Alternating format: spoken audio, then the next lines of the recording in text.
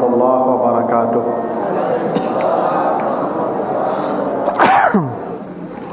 Alhamdulillahi rabbil alamin. Assalatu wassalamu ala asrafil anbiya'i wal mursalin wa ala alihi wa ashabihi ajma'in. Bapak, ibu-ibu, kaum muslimin, jamaah salat isya dan tarawih yang dimuliakan Allah, kembali kita bersyukur pada Allah atas segala karunia-Nya. Salawat dan salam untuk Nabi kita Muhammad sallallahu alaihi wasallam. Bapak Ibu yang saya muliakan, malam ini saya diberi tema oleh Pak Pengurus untuk disampaikan tentang persoalan zakat. Walaupun ini pembahasan yang sudah banyak dan sering disampaikan, mungkin ada beberapa hal, terutama saya akan melihat persoalan zakat dalam konteks filosofinya. Begini Bapak Ibu, zakat itu ada dua jenisnya. Ada disebut zakat mal, zakat harta, dan ada yang disebut dengan zakat fitrah. Zakat fitrah itu yang kita bayarkan di akhir Ramadan. Yang tujuannya kata Nabi, zakat fitrah itu tuhratan lis-shaimi minal lagwi war rafas wa tu'matan lil masakin. Zakat fitrah itu tujuannya pertama mensucikan orang yang berpuasa dari kotoran-kotoran selama berpuasa, baik kotoran lidahnya, kotoran matanya, tangannya, kakinya dan sebagainya. Dan tujuan kedua memberi makanan kepada orang miskin, agar orang miskin di hari itu tidak bersedih di hari raya. Itu kenapa afdalnya zakat fitrah itu makanan. Karena bahasa Nabi itu tu'matan, makanan. Walaupun tidak dilarang pakai uang, tapi yang afdalnya itu pakai makanan. Itu begitu, karena Nabi mencontohkan zakat fitrah itu sa'an min tamar wa sa'an min sa'ir. Kadang Nabi membayar zakat fitrah itu 1 sak korma, kadang 1 sak gandum. Dan tidak pernah Nabi memberikan zakat fitrah itu dengan uang. Tidak ada riwayat yang mengatakan Nabi itu membayar zakat fitrahnya pakai uang, padahal uang di masa Nabi itu ada. Maka dalam konteks zakat fitrah ini, saya sarankan Bapak Ibu sebisa mungkin bayarlah zakat fitrah itu dengan makanan, beras. Ya, jangan dengan uang. Dan ambil di masjid, jangan pula enggan menerima beras. Bahkan kalau bisa, amil di masjid ini sediakan beras.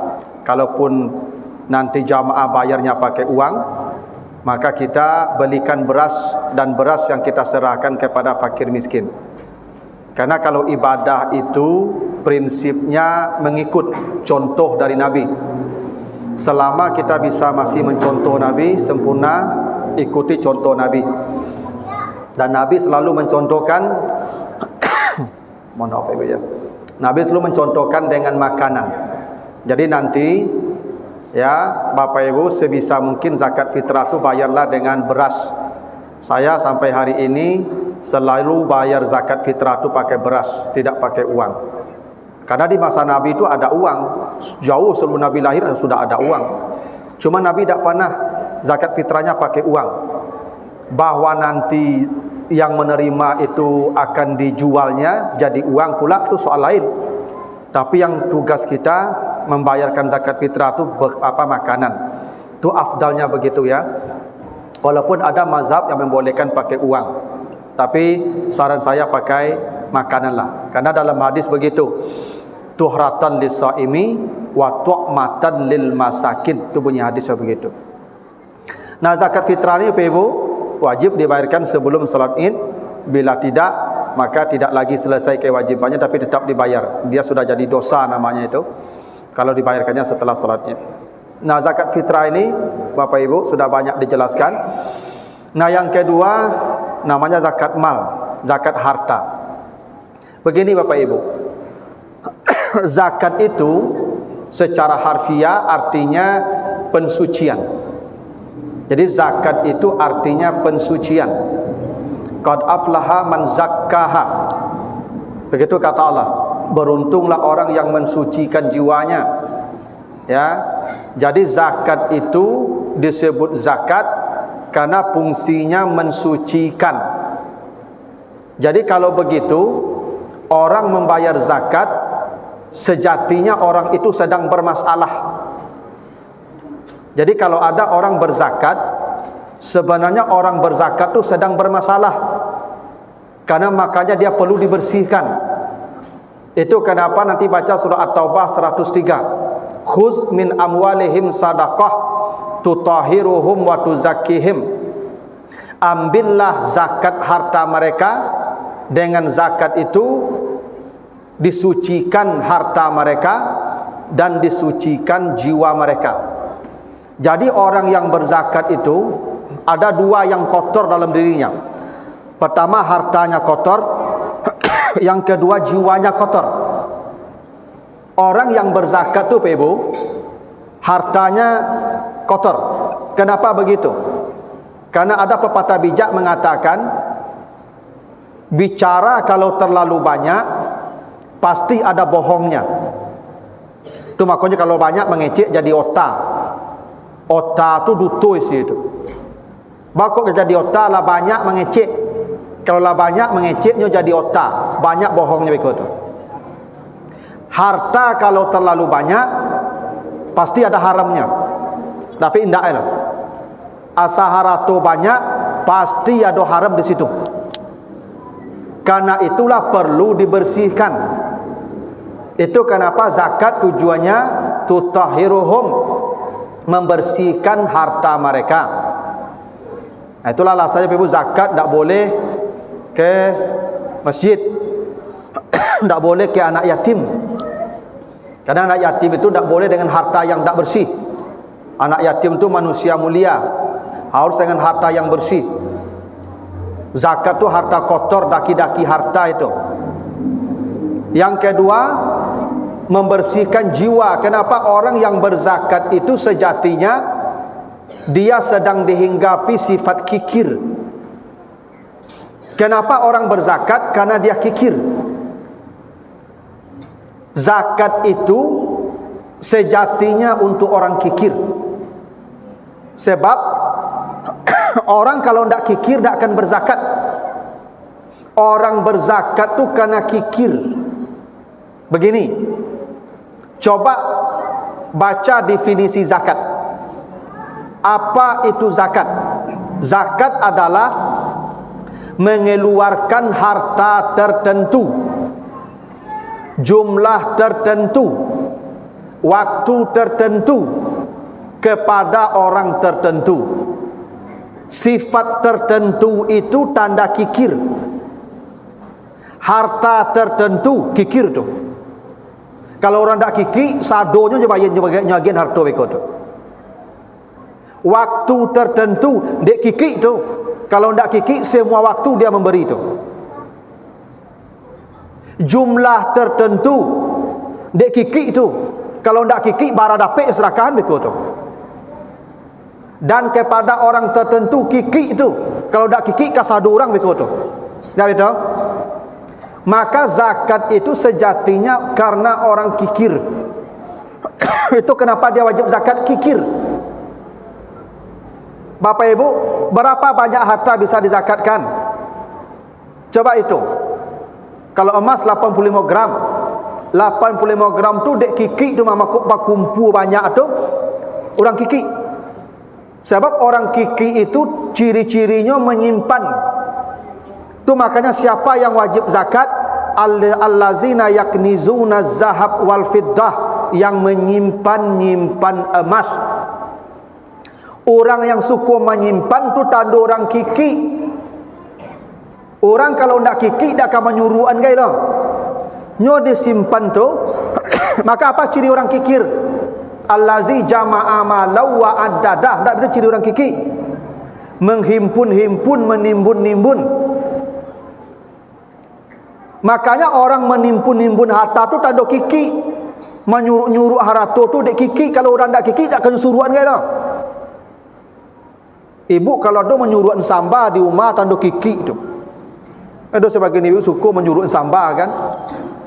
Sama masak samba suruh langsung. Sampai ba cendawan samba tu bagian suruhan. Kadang lupa ke je tampik menyulut ibu ke. Ya kan? Tu asli ibu tu simpilik tu. Kalau nak kiki, sudah masak, biarlah, makanlah. Tak nak kiki tu. Makanya Bapak Ibu, coba perhatikan soal zakat ini. Pertama, harta tertentu, tidak semua harta. Apa harta yang wajib zakat? Satu, hasil pertanian. Berapa? Kalau mencapai senisab. Harta pertanian itu pun tidak semua. Apa yang wajib zakat? Al-qut namanya, makanan pokok. Kalau di awak padi. Jadi kalau ibu-ibu bertanam bawang, panen berton-ton, tidak wajib zakat. Kenapa? Tidak makanan pokok. Ibu bertanam lado, berton-ton panennya, tidak wajib zakat. Kenapa? Tidak makanan pokok. Kecuali ada orang mengunyah lado sesukit tiap hari, ya wajib zakat tu, makan pokok lado nama tu. Kan tak semua itu. Iya, tanda kikir itu. Kalau orang ini tidak kikir, baca surat Al-Baqarah 267. Wa anfiqu min thayyibatin ma kasabtum. Infakkanlah semua hasil usahamu yang baik-baik. Wa mimma akhrajna lakum minal ardi, dan semua yang kami tumbuhkan dari bumi. Kata Allah, semua hasil usaha yang baik-baik infakkan, dan semua yang kami tumbuhkan dari bumi. Orang kiki hanya berzakat padi saja. Tapi orang tak kiki, ladonyo zakatkan juga, bawangnya zakatkan juga, lobaknya zakatkan juga, tomatnya zakatkan juga. Kenapa? Masuk ke ayat tadi, wa mimma akhrajna lakum minal ardi, semua yang ditumbuhkan Allah dari bumi. Tapi memang kewajibannya dibatasi pada makanan pokok. Yang tidak makanan pokok tidak wajib. Tapi itu cara orang kikir. Kalau orang tidak kikir, apapun yang dia tanam, yang tumbuh dari tanah, akan dia zakatkan. Tapi memang begitulah prinsip zakat, dibatasi. Misalnya apa? Hewan ternak. Hewan ternak itu apa yang wajib zakat? Tak semua. Binatang, kambing, sapi, onta. 3. Jadi kalau Bapak Ibu berternak ayam, sekota Padang kok ayam, tak wajib zakat. Kadang tak masuk kategori yang wajib. Yang wajib itu kambing. Itu pun ada nisabnya kalau sampai 40 ekor. Jadi kalau sampai 40 ekor kambing itu, kadang sikut. Sapi itu pun sampai 30 ekor. Kalau sampai 30 ekor jauh itu, kadang sikut. Untuk kalau lah 5 untuk kadang cik kambing. 10 untuk 2 kambing. 5 balik untuk 3 kambing. 20 untuk 4 kambing. 25 untuk baru siku untuk. Ada batasnya. Tak semua hewan. Jadi kalau ada Bapak Ibu berternak ikan, tak tanggung banyaknya ikan, tak wajib zakat. Tapi orang tak kikir, apapun usahanya, yang berternak ayam, dia zakat juga. Kenapa? Anfiqu min thayyibatim ma kasabtum. Infakkanlah semua yang baik-baik dari usahamu. Jadi Bapak Ibu kalau berternak ayam, kaluan dia zakatnya, walaupun tak diwajibkan, tu tanda orang tak kiki. Dia bisa berkata, kan kambing ni wajib nyusat. Ayo, batu ibu. Kan jawi nyusat. Iyo, batu ibu. Ambo tak teranak jawi nyusat. Ambo teranak ayam, tak wajib zakat lo. Iyo, tapi ibu kiki. Karena kalau orang tak kiki, mimma kasabtum, apapun usahanya akan dia keluarkan. Emas tak saduami wajib zakat lo ibu. Emas yang bagaimana yang wajib zakat? Yaknizuna az-zahaba, yang disimpan. Ibu kalau menyimpan ame wajib zakat. Itu pun kalau sampai 85 gram, setahun kemudian wajib zakat. Tapi amir yang ibu pakai dah wajib zakat lah. Dah pakaian namanya. Jadi ibu kalau nak niat zakat, pakai sadonya sampai kuning badan ibu tu. Dari telinga sampai ke jari pakai. Pokoknya kamar-kamar ibu kuning bantu ibu. Pijan buka-buka. Tapi ibu kau pakai amir, pakai menggaya saja, pakai arisan, pakai baralik saja, tu simpanan tu wajib zakat. Wajib. Yang tak wajib zakat tu ibu pakai tiap hari, dah wajib zakat lah. Tapi yang sekali-sekali dipakai untuk pakai menggaya saja, wajib zakat. Wajib 2,5% tiap tahun. Tiap tahun. Dah sekali sumi duit dah, tiap tahun. Selama masih sampai senisab. Dan simpanan itu ibu bukan hanya emas. Kenapa emas disebutkan Allah? Karena dulu yang banyak disimpan, yang mudah disimpan tu amih. Kini tak amih lah ibu. Ada orang simpanannya kini properti, rumah, ada tanah. Apa membeli tanah di bypass tu? Tu tanah kau tak apa garap lah, tak digarap jadi apa lahan yang menghasilkan tanaman. Menganggur saya tanah tu. Karena tiap tahun 2,5% dari total nilai tanah tu. Hitung tiap tahun nilai tanah tu berapa? Misalnya tanah kau 1 miliar, maka 25 juta setiap tahun tu. Karena tiap tahun.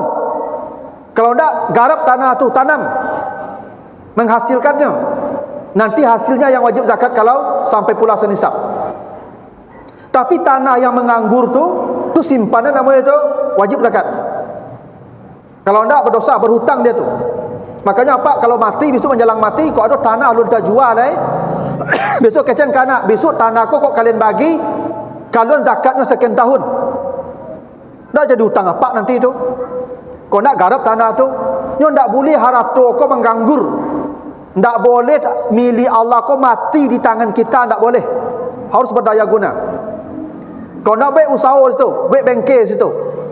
Kalau dia baik usaha tak kena zakat lah. Nyo yang jadi simpanan zakat. Apa lah punya rumah, apa bali rumah cik lain, tu kena zakat tapi kau tu mah.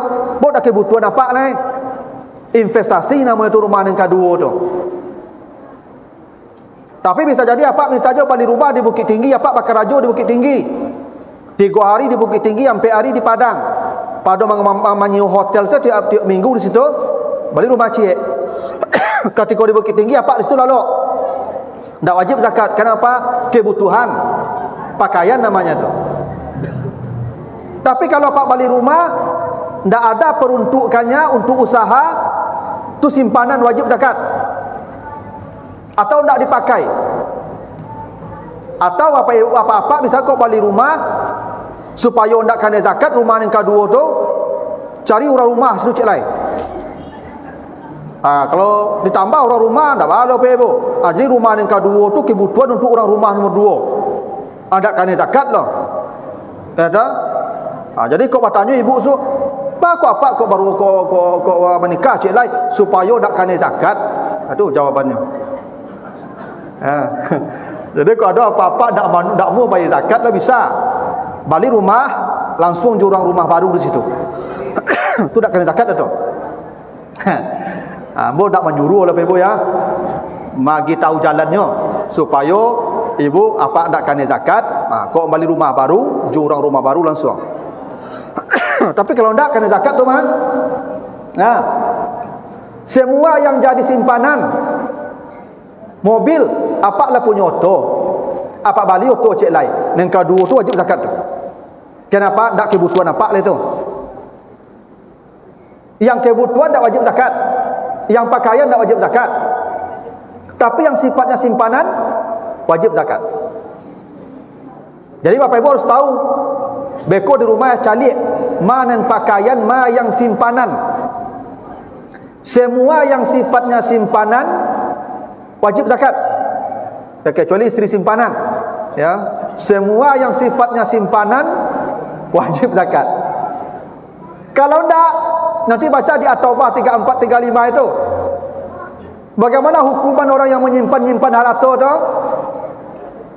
Yauma yuhma 'alaiha fi nari jahannam fatukwa bihajibahuhum wa junubuhum wa zuhuruhum. Nanti orang yang tidak mau berzakat itu, yang menyimpan-nyimpan harta, tidak mau mengeluarkan zakatnya, semua hartanya dijadikan besi, lalu dibakar dalam jahanam, lalu digosokkan ke seluruh badannya.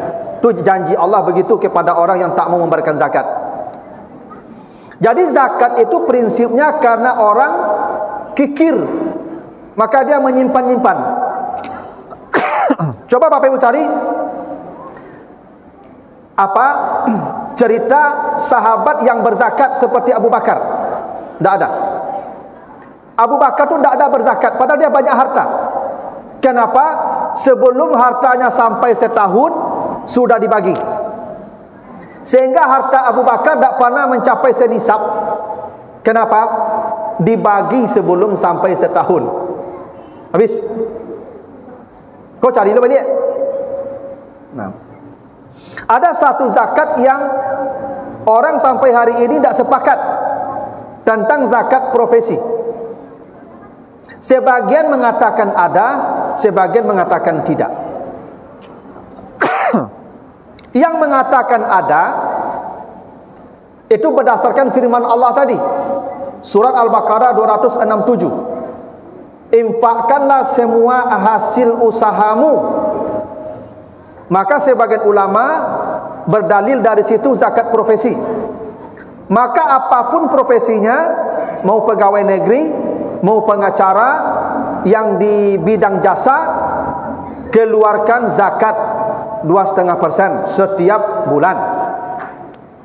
Tapi sebagian mengatakan tidak ada zakat profesi. Kenapa? Tidak ada contoh dari Nabi. Nabi tidak pernah menyuruh orang mengeluarkan zakat profesi. Oh Ustaz, di masa Nabi kan belum ada profesi seperti kita hari ini. Baik. Abu Bakar ketika jadi khalifah, dalam kitab Sahih Bukhari dijelaskan digaji dari Baitul Mal. Abu Bakar tu digaji, tapi Abu Bakar tidak pernah mengeluarkan zakat profesi, zakat gaji. Umar digaji oleh negara, Umar tidak pernah mengeluarkan zakat profesi. Utsman digaji, Ali digaji. Semua tentara di masa Umar digaji. Tidak ada satupun sahabat yang digaji negara diwajibkan mengeluarkan zakat profesi. Kata para ulama sebagian besar tidak ada zakat profesi. Lagi pula kiasnya tidak jelas. Apa maksudnya? Zakat profesi ini dipotong setiap bulan 2,5%. Kemana kiasnya? Emas betul 2,5%, tapi emas itu zakatnya setiap tahun. Karena itu zakat pegawai kalau mau ditarik zakat profesi pegawai tidak per bulan, konsisten dengan kias di akhir tahun. Di audit rekeningnya ada tak tersimpan sebanyak 85 gram emas atau 85 juta kurang lebih. Di akhir tahun ada tak mengendap di rekeningnya 85 juta? Ada Ustaz, tarik 2,5%. Baru benar. Ikut Nabi tak pakai Ustaz.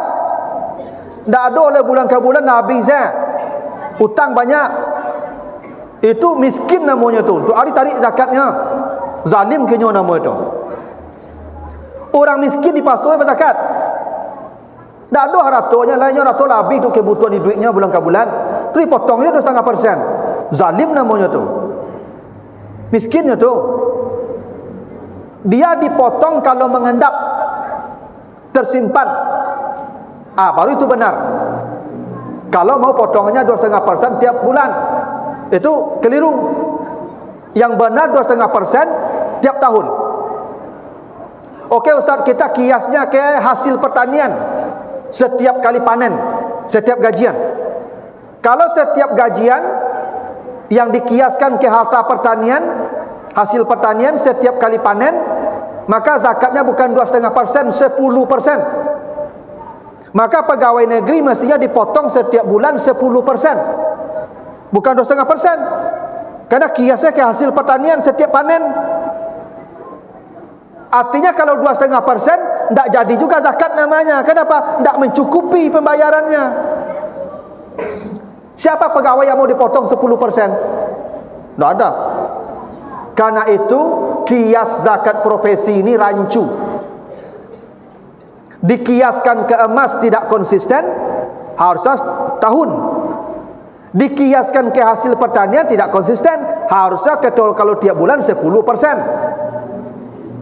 Oleh karena itu Bapak Ibu, kalau tidak sepakat dengan zakat profesi, tidak usah berzakat profesi, tapi sedekah saja.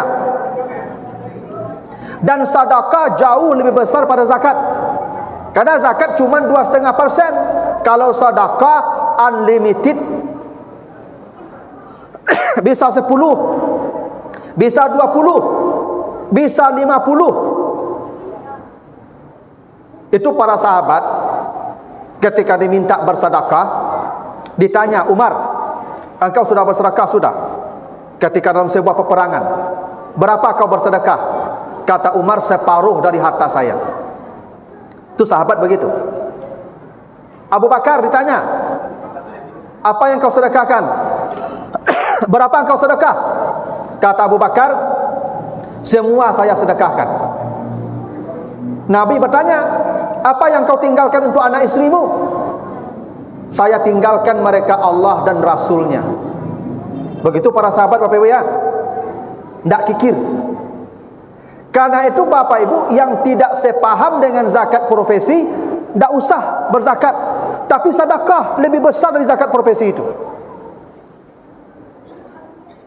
Karena zakat itu filosofinya tadi wajib. Kenapa wajib? Karena ini orang kikir. Kalau tidak diwajibkan, tidak dibayarkannya nanti. Maka dipaksa dia dengan kewajiban.